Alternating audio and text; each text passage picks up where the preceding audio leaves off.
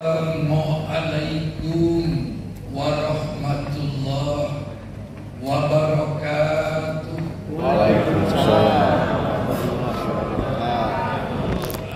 Alhamdulillah allazi anzalal qur'ana hudan lil muttaqina warahmah wa atamma bihi ala ummatin sallallahu alaihi wasallam abdullah nikmah amma ba'd. Bapak Ibu ikhwatu iman, jamaah silaturahim, keluarga besar Dinas Disparduten, Dinas Pariwisata dan Kebudayaan Provinsi Jawa Barat, yang semoga senantiasa dirahmati Allah Subhanahu wa ta'ala. Pada kesempatan ceramah kita saat ini, saya hanya ingin memberikan penjelasan tentang kiat praktis untuk menggapai bahagia hidup dunia akhirat.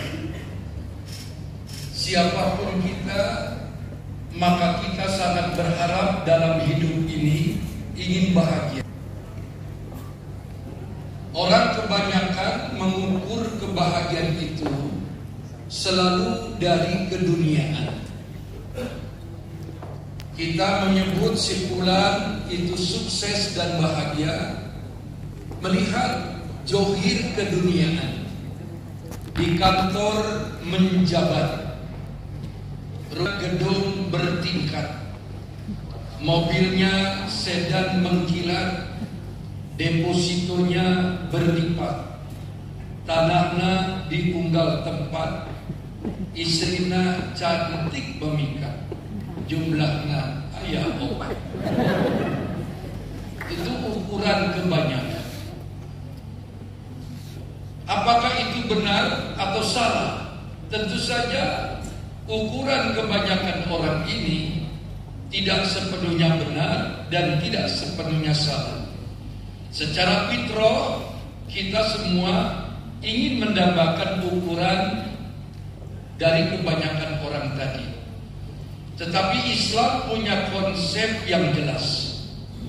Jika ibu bapak ingin bahagia dalam kehidupan dunia akhirat, maka Rasulullah Sallallahu Alaihi Wasallam bersabda, "Arba'un min sa'adatil mar'i." Ada 4 perkara yang ketika seseorang memiliki 4 perkara itu, maka dia dijamin akan bahagia dunia akhirat. 4 perkara yang dimaksud: 1. Miliki baitun wasiun, miliki rumah yang luas. Yang dimaksud rumah yang luas di sini, jangan bayangkan satu rumah dengan arsitektur modern yang dibangun di atas lahan tanah ribuan meter. Di depan ada lapangan parkir yang menampung puluhan mobil. Di belakangnya ada kolam renang dan lapangan tenis. Bukan itu. Bukan jaminan. Orang yang punya rumah besar, lalu halaman luas, kebutuhan refreshing pribadi dipenuhi, bukan itu yang dimaksud. Karena kalau kita merujuk kepada Rasul, manusia di dunia dan di akhirat yang paling bahagia itu adalah Rasul Nabi Muhammad SAW. Tetapi rumah beliau itu sangat sederhana dan dibangun di lahan tanah yang sangat terbatas. Kalau tidak salah bocorannya, rumah Nabi itu hampir 4 kali 5. Dapur didinya, tempat tidur didinya, jadi beda sedetik lah. Ibu, bapak, apalagi kalau kita melihat kepada acara-acara tayangan film atau acara tertentu di TV, Bapak Ibu barangkali pernah melihat atau pernah mendengar ada satu program acara di TV yang namanya Tim Pemburu Hantu. Acara Tim Pemburu Hantu itu sekarang sudah tidak tayang lagi karena tim pemburu hantunya capek. Memberi curi tebeak-beak. Itu saya perhatikan acara Tim Pemburu Hantu. Dia mengemas tampilan casingnya seolah-olah seperti ulama, pakai jubah, kemudian kepalanya ditutup sorban, janggut panjang-panjang. Padahal ukuran ulama itu tidak terletak pada janggut, dan meoke janggutan. Gelut jengjin, abuskan ke botol. Dan member-member yang memerlukan jasa tim pemburu hantu itu rumahnya besar-besar dan bertingkat. Tidak ada yang memerlukan jasa tim pemburu hantu itu rumahnya kecil. Komoditi menang kontrak, jurik ke Betawi. Jadi juriknya disinyalir betah di rumah yang besar dan bertingkat. Apalagi kalau rumah itu dibangun dari dana hasil korupsi. Jurik kami. Sampai di mana betul? Ibu, bapak yang dirahmati Allah. Ternyata ini bukti nyata. Rumah johirnya besar dan luas bukan jaminan. Yang dimaksud Nabi, jika bapak ibu ingin bahagia dalam meniti kehidupan dunia akhirat, miliki rumah yang luas. Ini maknanya baitun wasiun itu bimakna qalbun salimun, hati yang tentram. Jadi bahagia itu ada di hati. Hati yang tentram. Semua ya hirup kene itu. Jangan sibuk dengan handphonenya masing-masing ya. Dan akhirnya kan waktu nanupingkan abdi. Konsentrasi itu ngaji setahun sekali. Nggak ngaji setahun sekali, ustaz tak datang, mereka dia lain orang ada kedatangan ustaz. So konsen dia, nggak ada ayah warna. Rutinitas kita tinggalkan dulu. Damai lain untungnya. Ya. Lanjut. Sampai di mana betul? Untungnya. Saya juri. Kalau mau bahagia, buatlah hati ini tentram.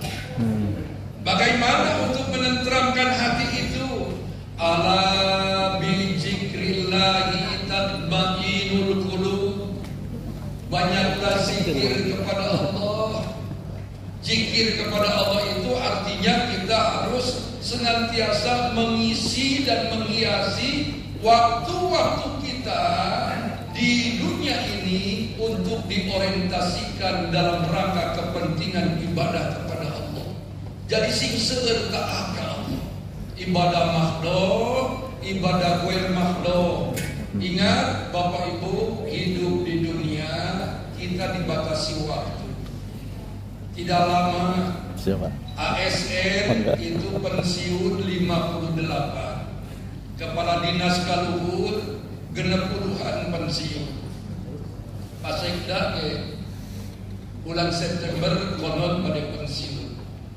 Mau halami semua genep puluh 70 jatah hirup teh. Rasulullah oke maut na genep tilu. Jadi sunnah maut teh genep tilu. Namun aya nu di atas genep tilu hirup kene eta teh tenyuna. Nabi saja meninggal dalam ketiga. Jadi Nabi katakan a'malu ummati bainas sittin ila sab'in wa aqalluhum ma yajuju jarik. Ketahuilah umatku, usia kalian di dunia ini paling panjang 60-70. Ada yang kurang, ada yang lebih. Saya kalau ceramah di sini seperti ceramah di gedung bioskop. Asadillah lajuan. Kecil. Itu jelas tidak tuh. Sampai di mana gitu? Umur kita ini kisaran 60-70. Kisaran. Nike Ardila, Neng, pernah dengar Nike Ardila, Neng? Allahu Akbar. Usia 19 tahun meninggal dunia. Sakitu gelisna Nike teh mau. Nu gelis oge mau. Komo goreng. Tapi biasanya nu goreng mah cenderung sepanjang umur. Kunaon goreng sepanjang umur, malaikatul mautna hoream. Dijawab nama. Poinnya adalah jangan biarkan jatah hidup kita ini berlalu tanpa nuansa ibadah. Maka kalau kita ingin bahagia, banyak-banyak taat ibadah ke Allah. Bekerja sebagai ASN, ibadah niatnya, jihad, berikan yang terbaik. Jadi berat. Kalau Bapak Ibu sebagai ASN paham itu berat. Karena seorang ASN itu ada komitmen mengabdi, kalimat mengabdi, abdi negara. Tapi jangan terlalu berlebihan, karena kita ini sebagai pribadi muslim ngabdi karena karate niatnya ibadah ke Allah. Berikan yang terbaik. Di mana ajal datang dengan cara apapun sesuai dengan kehendak Allah, insya Allah kita akan tenang. Tidak ada kegelisahan, apalagi rasa khawatir atau takut. Allahu Akbar. Makanya saya hari-hari saya setiap hari tabligh terus kuring. Ramadan kemarin sehari 5 tempat. Sampai giung nerima amplop. Saking giungna amplopna dipijet, jerona diamankan. Ka Ustaz oge jelema. Mohon maaf ini panitia ya. Kalau saya berkata amplop sama sekali tidak bermaksud menyinggung, hanya sekedar mengingatkan. Bisi bohong. Lupa. Sampai di mana kita? Saya baru pertama ada jamaah begini. Amplop. Insya Allah akan di posisi manapun, sebagai apapun kita hidup di alam dunia, berperan sebagai apapun, orang Islam yang paham, dia akan niatkan ibadah dalam melakukan apapun. Ini semua dilakukan dalam rangka persiapan menghadapi kematian yang datangnya tidak terduga. Insya Allah, kalau ini sudah kita tanamkan, hidup kita akan bahagia. Tidak akan pernah ada rasa gelisah. Dan itu yang saya rasakan. Ikhlas, sing ikhlas. Abdi itu jadi mubalik ikhlas. Saya tidak pernah tergoyahkan dengan istilah Ustaz, waktunya Ustaz pakai manajemen. Wah, saya bukan pakai manajemen. Nabi oke tidak pakai manajemen. Jadi mubalik mah WA nanti saya balas. Sabar menanti. Ada waktu saya sehat, jemput. Saya pernah ada yang datang ke rumah, Pak Kiai, kalau diundang ke Ciamis kerja, saya katakan jangankan ke Ciamis, ke Cipait gimana? Langsung ini yang datang, dia bertanya, kira-kira budget yang harus kami siapkan berapa? Jangan tanya budget tentang Kiai mah, sih ngerti. Karena saya bukan penyanyi dangdut, saya bukan dalang, jadi entong itu nyatanya bukan itu. Kak Kiai mah, entong nanya bukan itu, sih ngerti. Sampai di mana gitu? Ngerti.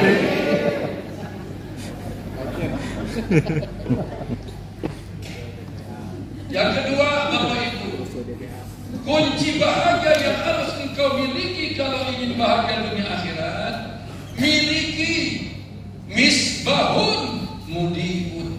Misbah itu lampu, mudikun itu terang. Lampu itu bermakna ilmu. Ilmu itu yang menerangi hidup. Dan ketika kita diamanahi ilmu oleh Allah, beri berikan penerangan, berikan kemanfaatan. Orang yang punya ilmu dibanding orang yang tidak punya ilmu jauh berbeda. Yang punya ilmu dijamin akan bahagia hidupnya, diangkat derajatnya oleh Allah. Makanya kita terus jangan berhenti menggali, menambah wawasan, tingkatkan pemahaman, pengetahuan, karena dengan ilmu kita akan jelas meniti kehidupan. Dan kita rasakan itu, semakin berilmu semakin dibutuhkan, apalagi kalau ilmunya manfaat.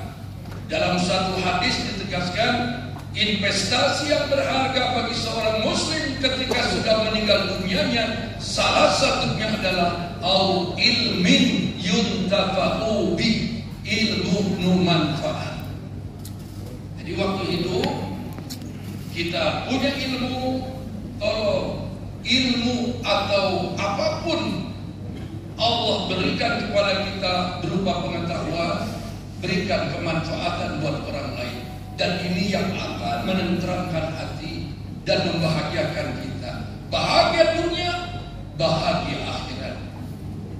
Yang ketiga, Bapak Ibu, miliki markabun syari'un, miliki kendaraan yang cepat. Yang dimaksud kendaraan yang cepat itu adalah pandai-pandai silaturahmi. Man ahabba ayat sutolahu bil rezeki wa yunsa'alahu bi asarihi fal yasil rahimah. Siapa yang ingin umurnya barokah, siapa yang ingin rezekinya melimpah, banyak-banyak silaturahmi.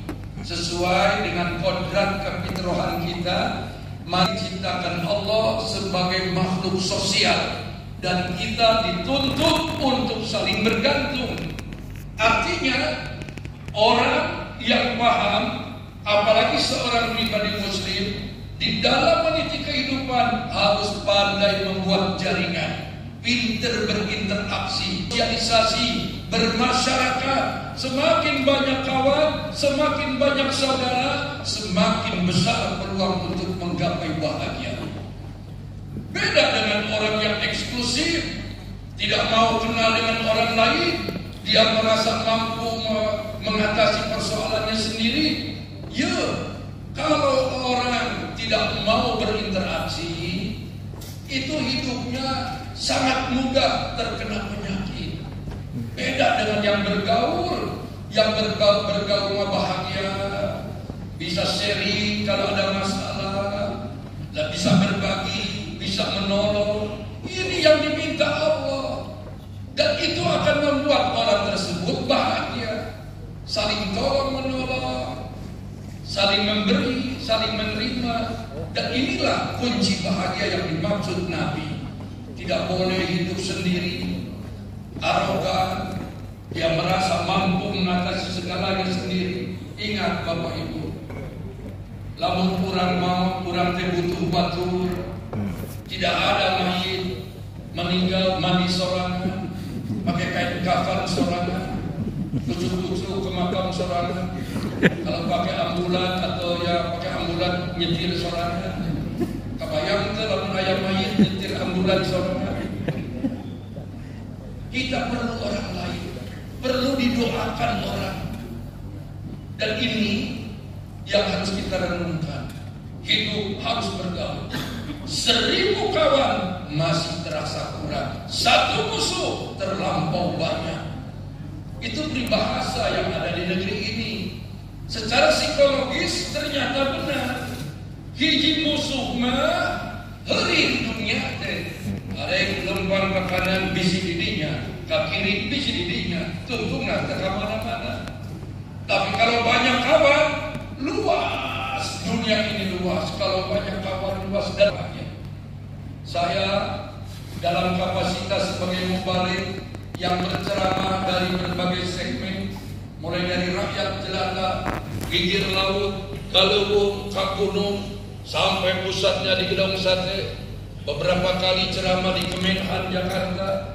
Alhamdulillah, bikin SIM, tinggal telepon komandan, siap Ustaz, kami kirim petugas, tapi bayar.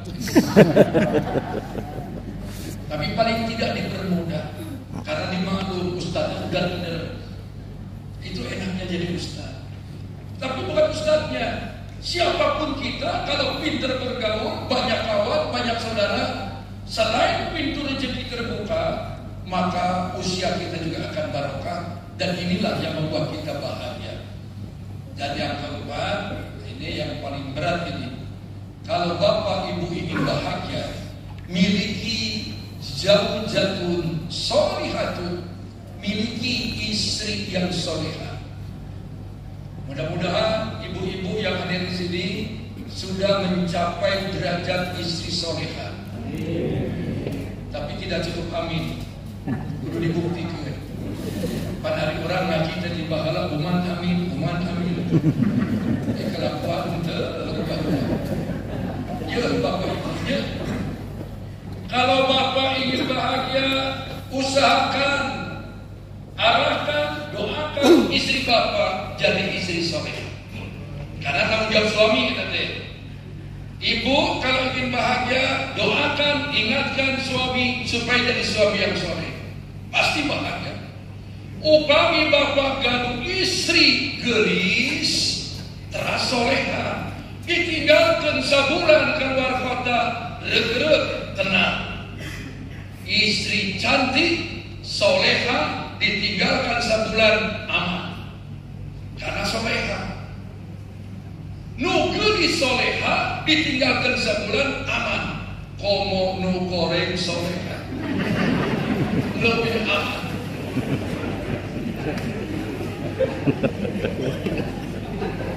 Sampai di mana itu? Nugeri soleha dia aman, komodo korekso lebih aman. Pak RT ke mau nyemak.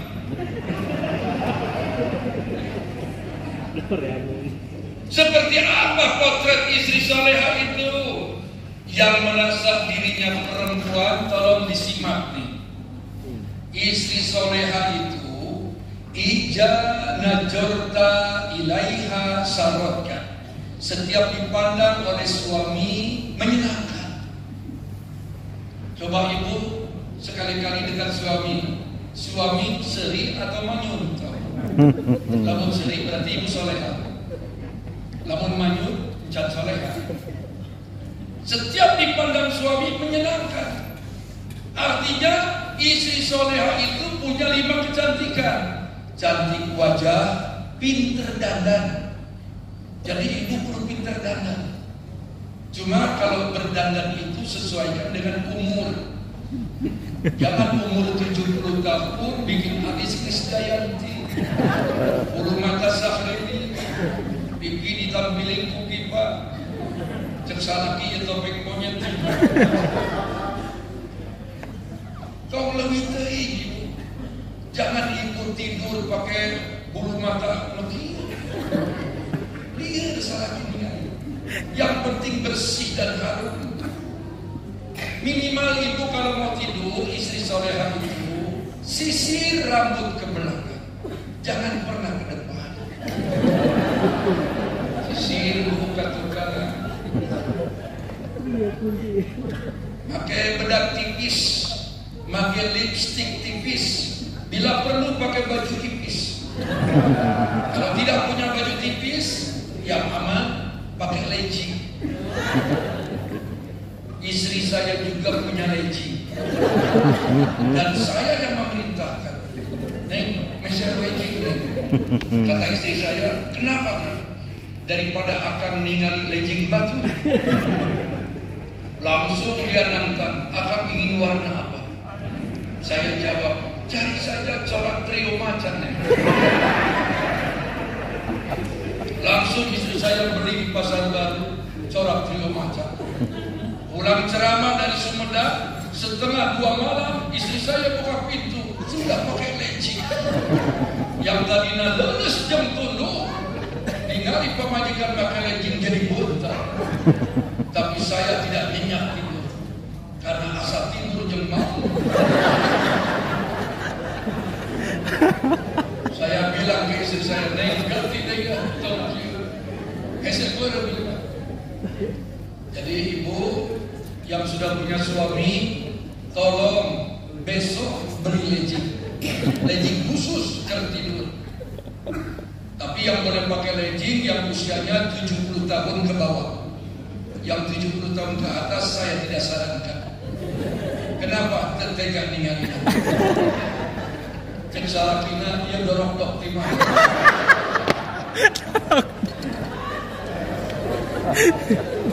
Kabayang tuh. Ini legging kabayang tuh. Dorong dok. Ukuran apret terbarang. Sampai di mana bete? Dorong dok. Bagaimana dengan suami yang soleh? Sama. Suami yang soleh juga harus dandan, membuat istrinya bangga. Kalau jalan kemana-mana dengan suami yang pintar dandan, Nabi juga pesoleh. Nabi Muhammad SAW itu pesoleh, senang dandan, senang rapi, senang harum. Buktinya ada satu riwayat, Nabi punya kebiasaan memancing sahabat istrinya untuk mengusapkan dadanya dengan minyak wangi. Ya Humairah ta'ali. Jadi Nabi kalau memanggil istri Siti Aisyah itu Humairah. Kenapa Humairah? Karena istri Nabi yang namanya Siti Aisyah itu berkulit putih, kalau malu memerah dan menambah kecantikannya. Humairah. Dan Siti Aisyah kalau dipanggil Humairah tersanjung. Jadi bapak kalau memanggil istri harus yang menyanjung atau mengoyokkan. Kalau pemajikan awak gede dulu, sekarang maju no, kulit white dulu. Toki harus yang menyanjung. Tapi jika tidak perlu bapak manggil istri Humairah, tidak perlu. Tinggal lihat apa kulit pemajikan. Kalau istri bapak kulitnya putih, bolehlah Humairah. Ya bapak majikan hidup dipanggil Humairah. Bapak majikan hidup mah bukan Humairah, Huma bener.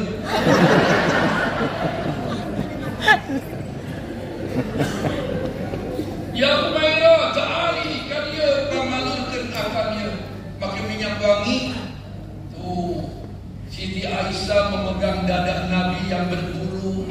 Jadi terangsang. Itu strategi Nabi memancing sahabat istrinya.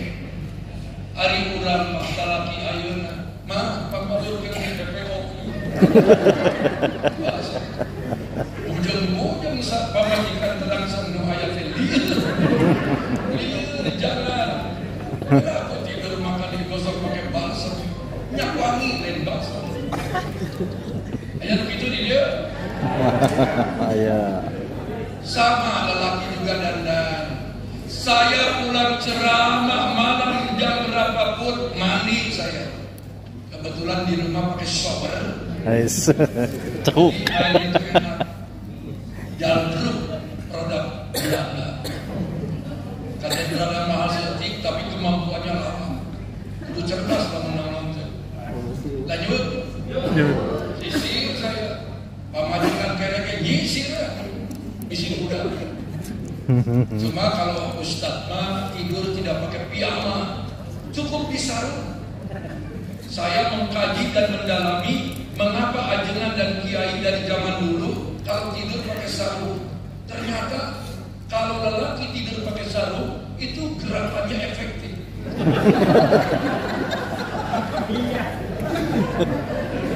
Bahkan untuk kaget, namun kiai ada nama bapak.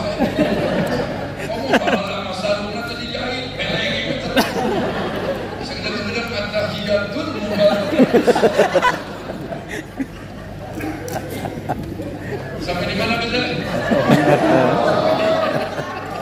Istri solehah itu kalau dipandang menyenangkan, cantik, pinter dandan. Cantik itu kata, cantik akhlak, cantik kepribadian, dan cantik body. Lelaki siapapun termasuk saya suka dengan yang seksi. Seksi tidak identik dengan begang. Karena begang hari jam di opnam.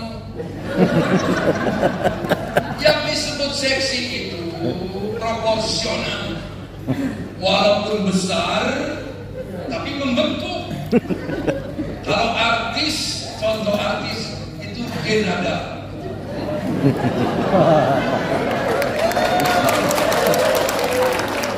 Ya kan hari karena Ustaz yang membaca kitab wae. Mengikuti perkembangan. Gaul. Itu genada badannya besar, tapi ngebentuk. Edan halus. Jadi ibu kalau punya badan relatif besar, jangan berkecil hati untuk tidak mencapai derajat seksi. Punya kesempatan, olahraga bu. Yang penting ukuran seksi itu antara depan dan belakang berbeda. Jangan depan maju, belakang maju. Lewat depan suami lampu baru. Jasa laki mama mana urut. Kudu olahraga. Saya juga punya istri, maaf ini. Ada keturunan, betul-betul ada maju. Saya sudah komplain, neng betul. Saya beri alat olahraga. Dan suami yang baik tidak cuma cita-cita, olahraga untuk belikan alatnya, belikan di modal. Setel video pada asal. Hampir setahun gigituan.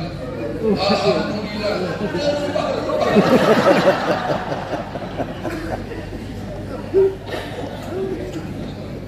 Bukan arek berubah. Beres olahraga Indomie. Tapi sebagai suami yang soleh, Nabi, yang penting neng sehat, yang hidup, nges. Arek penting maju setingkat, asal tak offset. Sampai di mana bete? Offset. Kalau dipandang menyenangkan, begitupun suami harus menyenangkan.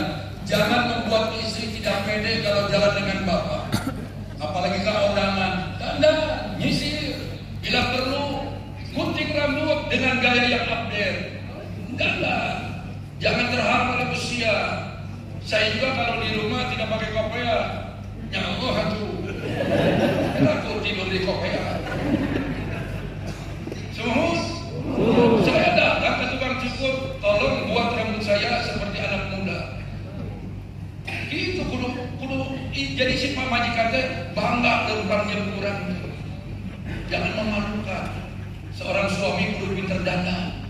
Ngaca heula kaluar teh. Tongerakeun pamajikan.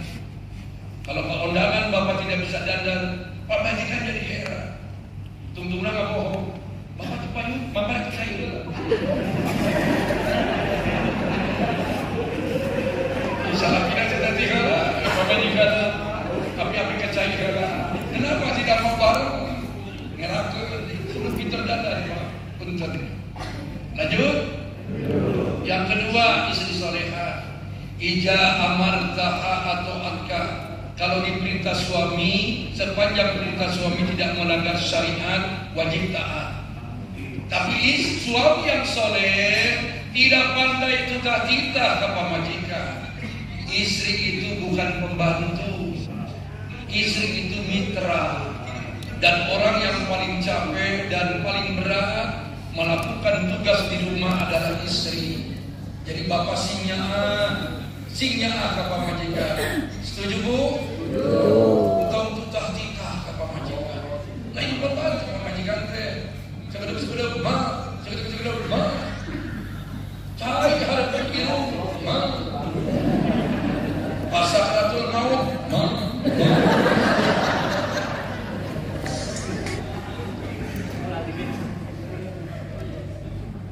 cita-cita, singgah, ringankan beban istrimu, kata Nabi.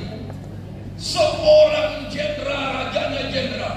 Seorang presiden, rajanya presiden. Raja di raja, baginda Rasulullah Sallallahu Alaihi Wasallam. Anjingnya copot, jahit sendiri. Terompahnya sobek, jahit sendiri. Padahal Nabi pamajikannya lebih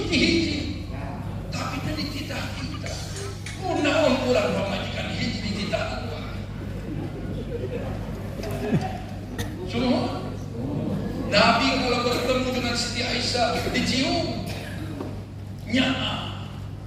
Dan itu yang saya amalkan. Saya kalau mau ceramah nyukur. Neng akan ini berangkat deh.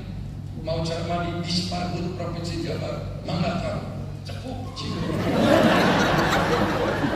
Lalu ceramah nyukur, cekuk. Oh saya mau urusan percekukan paling jauh. Jadi bapak kalau mau mencium istri waktu hidup, dia akan bahagia, dia akan merasa terhargai dan pahalanya besar. Tapi jurik masuk mahalangan, entah Korea, kayak gitu, jurik kita. Orang makan bobogohan, bawa anak yuk, plan pengalaman. Bawa anak ayam nyekal dulu, ayam enggak berukan gitu, jurik kita teh. Sudah halal, orang-orang yang nyekal dicekal dengan pemajikan dulu.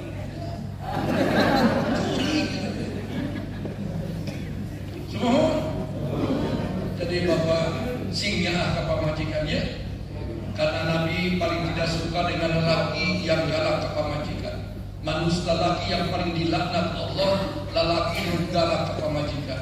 Singnya, nyaa, lain bobo, nyaa mah pakai hati, lahir batin. Dan itu yang saya lakukan kepada istri saya, nyaa. Kamu geus nyaa, berat, nggak guna. Padahal saya berpeluang untuk mencari yang lain. Tapi karena nyaa dan sunnah Nabi, kebolehan suami punya istri lebih dari satu harus menunggu istri pertamanya maut telah. Siti Khadijah masih hidup, Nabi tidak nyandung. Siti Khadijah meninggal, baru nyandung. Jadi lamun bapak hayang nyandung, antosan pemajikan kahiji maut telah. Bagaimana Ustaz kalau istri pertama hidup? Tadi nggak bisa orang mau.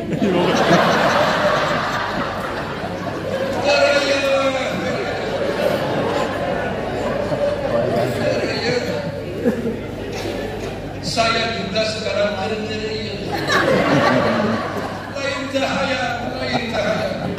Karena sudah fitrah. Juhina linnasi hubbus syahawati minan nisa. Itu sudah ditanamkan kecenderungan untuk memiliki lebih dari satu. Mesti tanamkan. Nah, ayat ilmuna antosan apa majikan kahiji maut. Lamun hidup terusnya kerja. Maka Nabi kerja. Padahal peluang besar. Yang datang ke rumah konsultasi agama banyak jahe-jahe. Janda heran. Usianya yang paling tua 44 tahun. Datang ke rumah. Kasusnya sama. Ujung-ujungnya, Ustaz, tolong doakan saya. Saya sudah 12 tahun menjanda, Ustaz. Saya ingin punya suami yang siap jadi imam dunia akhirat buat saya. Jero hati aing.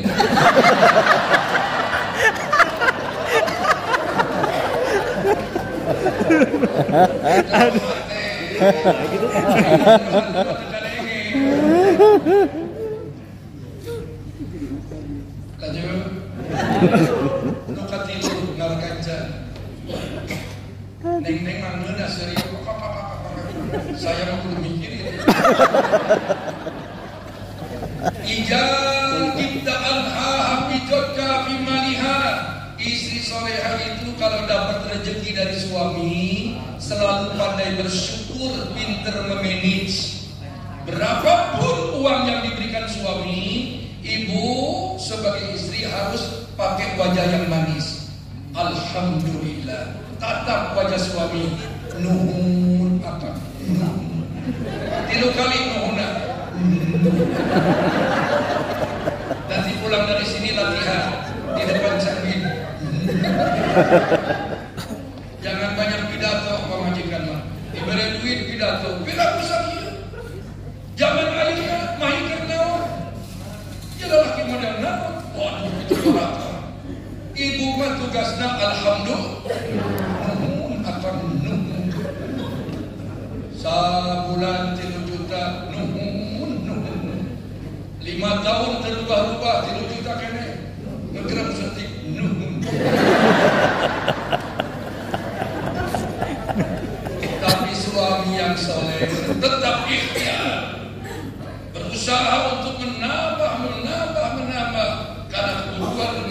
juga disesuaikan dengan kemajuan. Jadi ibu tidak boleh tidak menghargai perjuangan suami.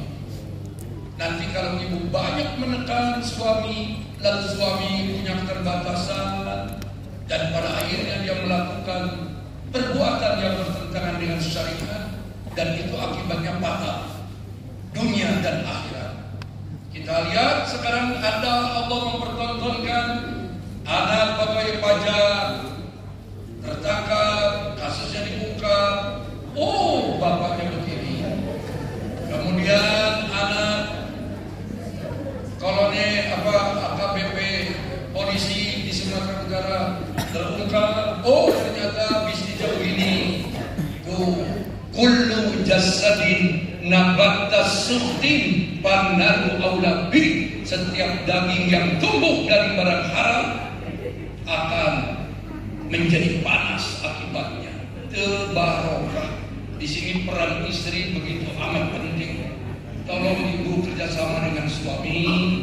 Kalau dapat berapapun dari suami, katakan nuhun akan nuhun. Nanti kalau makan sesuaikan dengan kemampuan.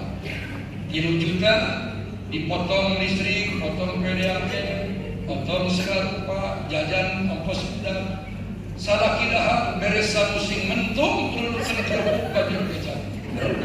Ya 3 juta. Ayam jendok akan melindok di warung 2, kocok sing lembut dengan katel gede koyak-koyak. Dugikan ipis, garing gunting 34, ada sebulannya. Beri nasi yang mentung dan endok selembar. Namun endok ngarata hiber kalau pengen baju kecap. Ya kan, 3 juta jendok, numpang ipis-ipis nasi alam dunia. Jaksa lagi, mah ya jendok apa kerupuk? Bukan lupa kerupuk kamu, tapi rasa-rasa endok. Hari ini ibu teh nyari astina hati, agak. Jadi jangan banyak komentar lah. Ini saja yang bisa saya sampaikan. Mudah-mudahan pencerahan yang sederhana ini membuat kita lebih bisa mencapai bahagia dunia dan akhirat.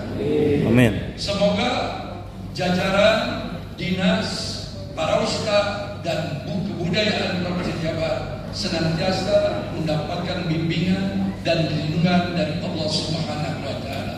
Allahumma rabbana la tuzigh qulubana ba'da idh hadaitana wa hab lana min ladunka rahmah innaka antal wahhab. Rabbana atina fid dunya hasanah wa fil akhirati hasanah wa qina azabannar bi rahmatika ya arhamar rahimin. Amin ya Allah ya rabbal alamin. Terima kasih. Wassalamualaikum warahmatullahi wabarakatuh.